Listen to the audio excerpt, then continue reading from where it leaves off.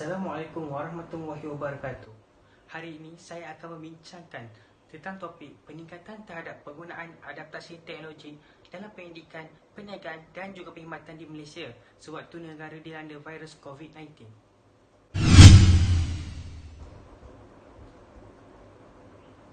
COVID-19 juga dikenali sebagai pandemik coronavirus ialah wabak penyakit coronavirus 2019 yang berterusan secara global, berpunca daripada coronavirus sindrom pernafasan akut 2 SARS-CoV-2.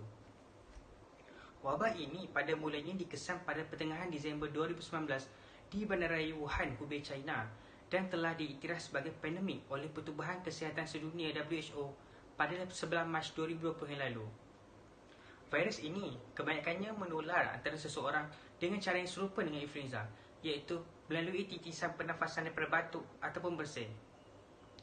Ia dianggap paling mudah berjangkit apabila seseorang menerima tanda gejala, walaupun penyebarannya mungkin berlaku sebelum gejala itu muncul.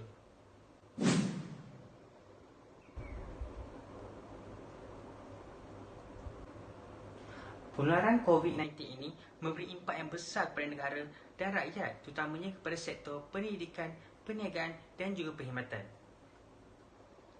Bagi sektor pendidikan, pelajar sekolah dan institut pengajian tinggi tidak dibenarkan menghadiri kelas secara bersemuka sejak pelaksanaan Perintah Kawalan Pergerakan pada 18 Mac 2020 yang lalu.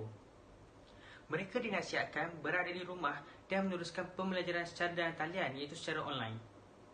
Oleh itu, guru dan pensyarah boleh menggunakan platform pembelajaran dalam talian untuk sesi pembelajaran dan pengajaran, berinteraksi dengan pelajar dan memberi latihan secara maya kepada pelajarnya. Ini kerana ramai pelajar pada masa kini mempunyai akses kepada peralatan teknologi di rumah masing-masing. Sebagai contoh, antara media yang boleh digunakan oleh pelajar IPT dan IPTA maupun sekolah untuk sesi pembelajaran secara talian ialah dengan menggunakan aplikasi WhatsApp ataupun Telegram untuk berkomunikasi dan menggunakan aplikasi Google Classroom, Zoom ataupun Microsoft Teams untuk video conference. Namun begitu, timbul juga kegusaran dan persoalan dalam kalangan pelajar dan juga ibu bapa. Adakah pembelajaran dalam talian memberi kesan yang sama seperti pembelajaran formal dalam kelas? Adakah pelajar perlu meneruskan pembelajaran dalam talian? Walhal, berbagai isu timbul akibat pembelajaran tidak formal ini, iaitu seperti masalah setengah pelajar yang tidak mempunyai akses internet tiada peranti, kesukaran guru dan ibu bapa memantau prestasi pelajar, dan tiada proses pembelajaran dua hala, sebaliknya hanya membuat kerja rumah sahaja. Bagi sektor perniagaan dan perkhidmatan pula, kajian impak perniagaan COVID-19 yang dijalankan pada 27 April hingga 19 Mei lalu mendapati bahawa banyak perniagaan telah mempercepatkan penggunaan teknologi sebagai respon kepada sekatan semasa COVID-19.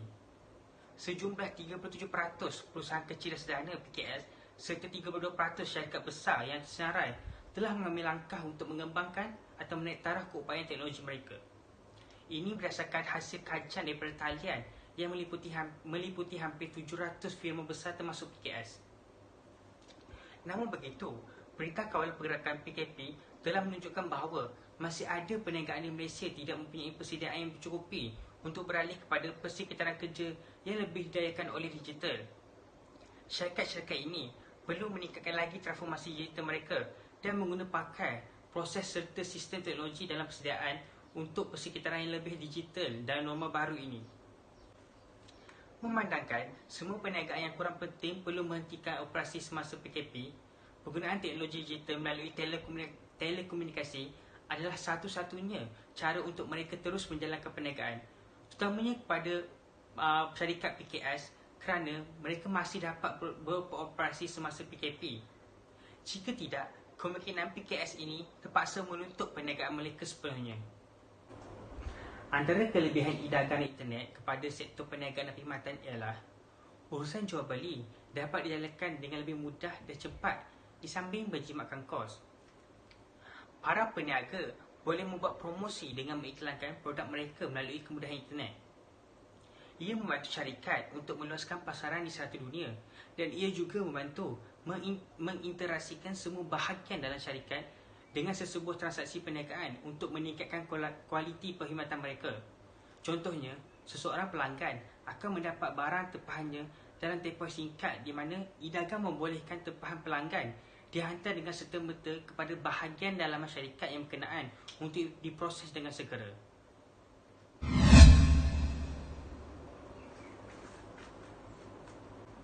Kerajaan telah membuka langkah proaktif bagi melawan impak COVID-19 ini melalui pakej rangsangan ekonomi, dan ianya mendapat pujian dunia.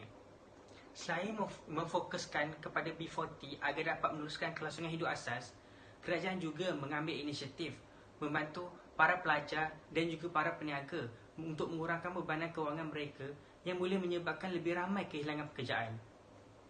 Bagi sektor pendidikan, kerajaan telah memberi peruntukan bantuan internet percuma sebanyak 1 GB sehari kepada semua rakyat Malaysia.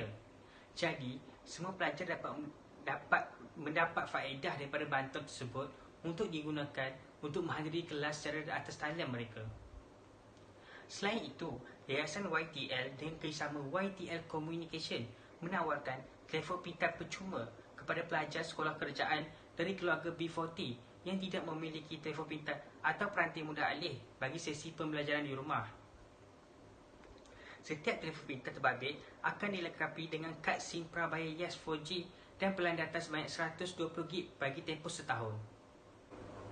Bagi sektor perniagaan dan perkhidmatan pula, Kementerian Kewangan bersetuju menyalurkan peruntukan sehingga 100 juta kepada Malaysia Debt Venture bagi membiayai program Teknologi Startup Funding Relief Facility untuk membantu syarikat-syarikat baharu yang terjejas akibat penularan wabak COVID-19 ini. Selain itu, kerajaan juga telah memberi peruntukan sebanyak 20 juta di bawah Kementerian Sains, Teknologi dan Inovasi dan Kementerian Kewangan kepada semua sektor perkhidmatan kerajaan yang masih belum beralih kepada digital. Menurut Khairi Jamaluddin, Menteri Sains, Teknologi dan Inovasi, kerajaan dalam proses untuk melaksanakan penyampaian perkhidmatan dalam talian secara menyeluruh. Contohnya, apabila perkara yang kita nampak sewaktu Perintah Kawalan Pergerakan adalah sewaktu kerajaan umumkan Bantuan Prihatin Nasional BPN. Apabila diumumkan, keesokannya kita dapat tengok ramai yang beratur di Bank Simpanan Nasional BSN untuk keluarkan wang. Menurut beliau, dalam dunia pasca COVID-19 ini, perkara ini bukan sahaja mahu mempercepatkan perkhidmatan kerajaan, tetapi juga untuk rakyat menggunakan e-dompet supaya tiada lagi keperluan untuk beratur di BSN seumpamanya untuk mengeluarkan BSH ataupun BPN. Kesimpulannya, kita dapat lihat bahawa teknologi ini memainkan peranan penting kepada semua pihak, terutamanya sewaktu dunia dilanda pandemik COVID-19 ini. Pendek kata, teknologi telah memberi manfaat kepada para pengguna, malah memberi kemudahan dan kebaikan kepada semua pihak. Ia juga menjadi salah satu faktor penting yang memaksimumkan hasil sesebuah perniagaan dan syarikat, dan ia juga membantu para pelajar ataupun guru untuk sesi pembelajaran mereka secara online. Itu sahaja daripada saya. Terima kasih.